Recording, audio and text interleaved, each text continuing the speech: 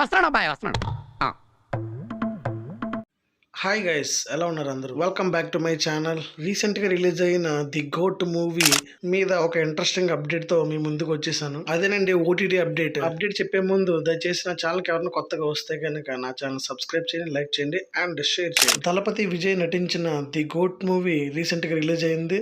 యాక్చువల్గా ఎక్స్పెక్టేషన్స్కి movie reach అవ్వలేదని చెప్పొచ్చు, బట్ తమిళనాడులో మాత్రం కాస్ట్లో వర్షాన్ని కురిపిస్తుందని చెప్పొచ్చు. 4 daysలో వరల్డ్ వైడ్గా the GOAT movie 280 crores gross collection రాబట్టినట్టు ట్రేడ్ వర్గాలు చెప్తున్నాయి. Last Sunday the GOAT movie 58 నుంచి 60 crores వరకు వసూళ్లను రాబట్టినట్టు ఇన్సైడ్ టాక్.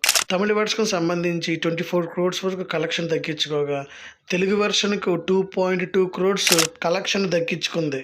ఇక ఓటీటీ స్ట్రీమింగ్ గురించి చూసుకుంటే కనుక ఈ మూవీ యొక్క రైట్స్ని యాక్చువల్గా నెట్ఫ్లిక్స్ థియేటర్కల్ రిలీజ్ ముందే దక్కించుకున్నది. ఈ మూవీ యొక్క రన్ టైం చూసుకుంటే 18 minutes యాడ్ చేస్తున్నట్టు సమాచారం.